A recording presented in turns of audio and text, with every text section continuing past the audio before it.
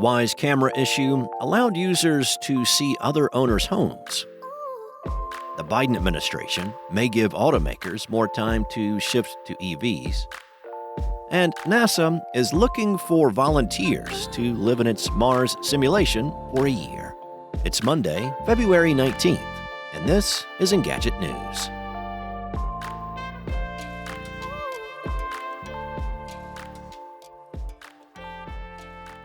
Some Wyze camera owners have reported that they were suddenly given access to cameras that were not theirs and even got notifications for events inside other people's homes. Wyze co-founder David Crosby has confirmed the issue to The Verge, telling the publications that some users were able to see thumbnails of cameras that were not their own in the Events tab. Users started seeing strangers' camera feeds in their accounts after an outage that Wyze said was caused by an Amazon Web Services problem.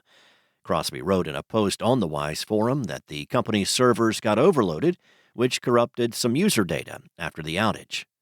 The security issue that resulted from that event then allowed users to see thumbnails of cameras that were not their own. Users couldn't view those videos and could only see their thumbnails, and they were not able to view live streams from other people's cameras. Wyze was able to identify 14 incidents before taking down the Events tab altogether. The company said it's going to notify all affected users and that it has forcibly logged out everyone who has recently used the Wyze app in order to reset tokens. While the company does not have a detailed explanation for what happened yet, its swift confirmation of the incident is a huge departure from how it previously dealt with a security flaw.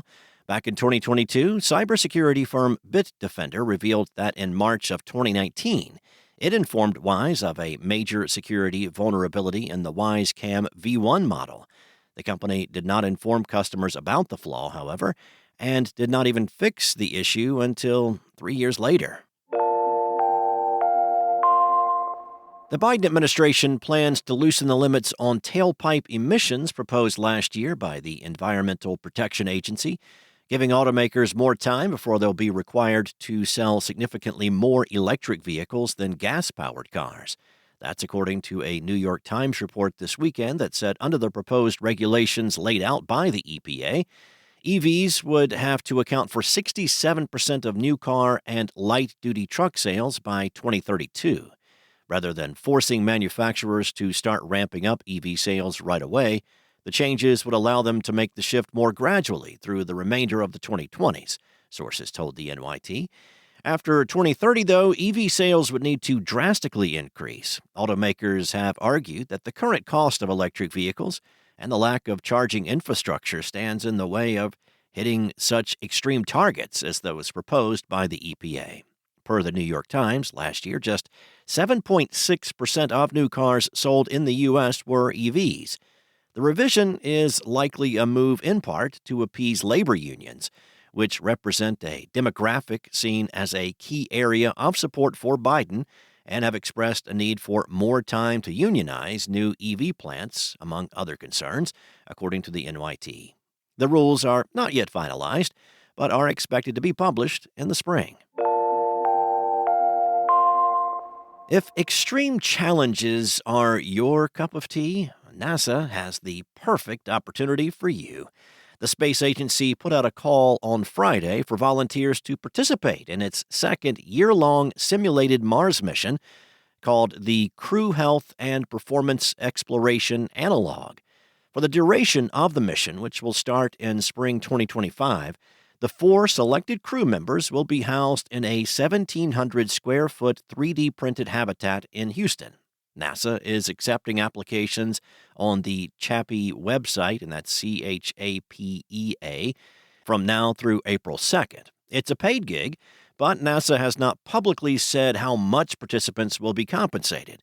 The Mars Dune Alpha habitat at NASA's Johnson Space Center is designed to simulate what life might be like for future explorers on the Red Planet, where the environment is harsh and resources will be limited.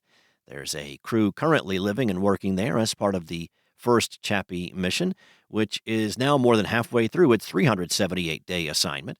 During their stay, volunteers will perform habitat maintenance and grow crops, among other tasks. The habitat also has a 1,200 square foot sandbox attached to it for simulated spacewalks. Now, to be considered, applicants must be a U.S. citizen between the ages of 30 and 55, speak English proficiently, and have a master's degree in a STEM field, plus at least 2 years of professional experience, a minimum of 1,000 hours piloting an aircraft, or 2 years of work toward a STEM doctoral program. Certain types of professional experience may allow applicants without a master's to qualify as well. Now, this is the second of 3 missions that NASA has planned for the program. Thanks for listening. There's more to these stories and additional articles at Engadget.com. This episode featured journalism by Engadget contributor Mariella Moon and weekend editor Cheyenne McDonald, and was produced by Spoken Layer. Enjoy your day. I'll be back tomorrow with more from Engadget.